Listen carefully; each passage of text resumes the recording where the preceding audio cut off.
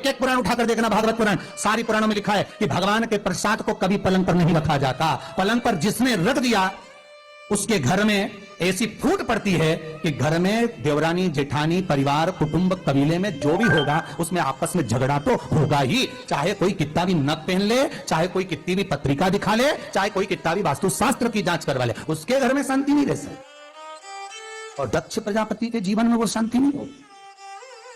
जिसने ये प्रश्न किया था, प्रश्न बहुत अच्छा था, कम से कम लोगों को उसका फल तो मिला।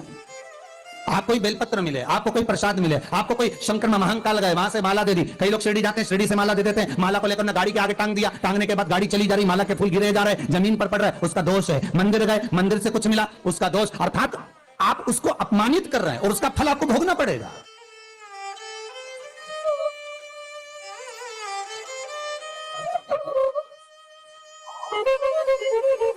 उसका फल तो भोगना पड़ेगा। एक जरा सी इंगेजमेंट की अंगूठी, सगाई की अंगूठी जिस लड़की ने लड़के को पहनाई और लड़का उतार दे तो उसका मुंह देखना, वो उसी का, जगदम्बा का। तो लड़का भी उसको पहन के ही रखे, पहन के। तो कोई पूछ ले सगाई की है, अच्छा तो शादी हो जाए, दूल्हे के दोस्त करें ले हम दूसरी चीज किनारे वो पहले एंगेजमेंट की, सगाई की।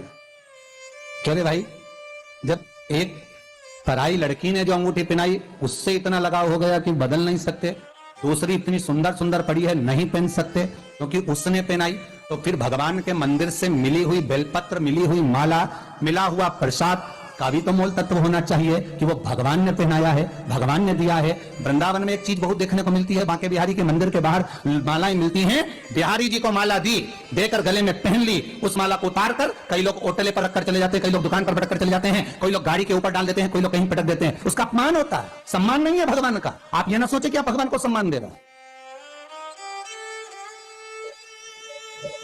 आपको अगर माला किसी पंडित जी ने दी है तो उसको समझ। हमारे यहां आज भी ब्रजवासियों में एक नियम है कि गिरिराज बाबा पे चढ़ी हुई माला आज भी ब्रजवासी किसी के गले में नहीं पहनाते।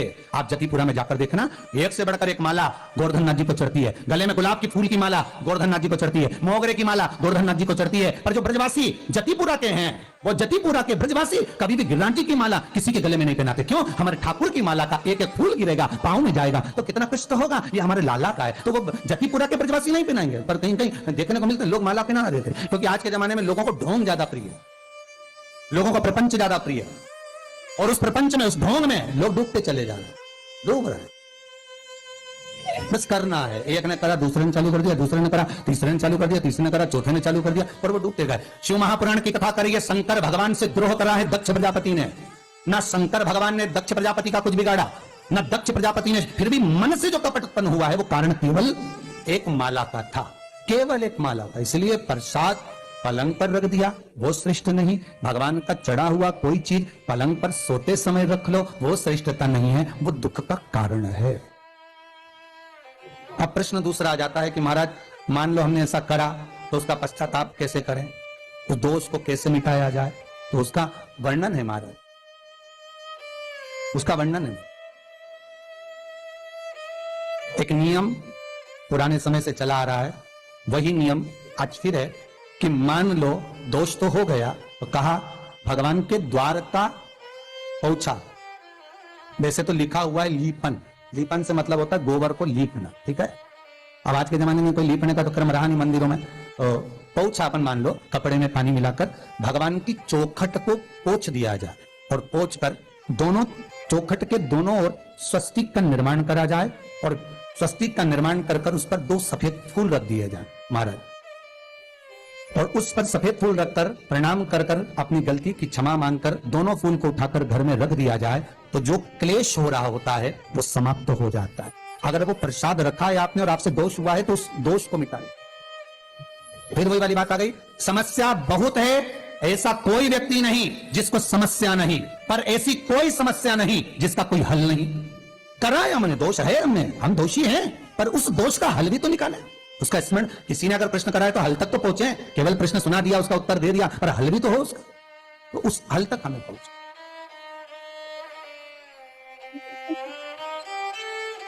भगवान की भक्ति को हम धारण कैसे कर सकते, स्मरण कैसे कर सकते? तो जहां पर आप रहेगा, गलती होती है, मनुष्य देह मानव का शरीर है, होगी। हां, एक चीज और याद रख लीजिए, मान लो आप औषधि के रूप में कोई बेलपत्र लेकर आ रहे हो, औषधि के रूप में कोई पत्ती लेकर आ रहे हो, और वो कहा कि औषधि के लिए है, ये रखो आप पलंग पर, तो भले रख सकते। औषधि के रूप में मांग कर लाए हो तो, वो भी मांग कर लाए हो तो।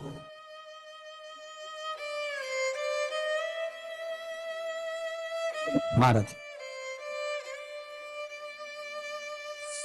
रुद्राक्ष की माला हो चाहे तुलसी की माला हो, जिन मालाओं को हम पहनते हैं, तो कई लोग कहते हैं क्या रात को सोने से पहले इसको उतार दिया जाए?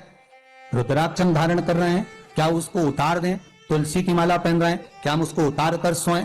महाराज, मीरा चरित्र, कर्मा चरित्र, नरसिंह चरित्र और आदिकाधिक भक्तमाल के जितने चरित्र हैं वो वर्णन करते हैं कि गले में हमने जो माला धारण कर रखी है, हो सकता है हमने रात को उतार दिया सोने से पहले, रात को ही प्राण चले गए, तो ये तो हमारे गले में रहे, मना नहीं है, पर एक नियम है अग्नि पुराण का कि गले में चाहे रुद्राक्ष की माला हो, गले में चाहे तुलसी की माला हो, गले में आप जिस माला को धारण कर रहे हो, कोई पेंडिल पहन रहे हो, कोई देवी देवता को धारण कर रहे हो, किसी देवता का आप गोप धारण कर रहे हो, किसी देवता की आपने कोई गोप, कोई माला, कोई धागा पहन कर रखा है, तो शास्त्र कहता है, अग्नि पुराण कहती है, माता संध्या और सूर्य देवता का जो स्तोत्र वर्णन कर रहा है कि स्वयं सूर्य देव संध्या देवी को कह रहे हैं कि हे संध्या, रात्रि में शयन करने वाला जीव गले में पड़े हुए देवतुल्य मालाकंठी को जब अपने नैनों से लगाकर विश्राम करता है तो उसको दोष नहीं लगता है। यह सूर्य संध्या को कहे।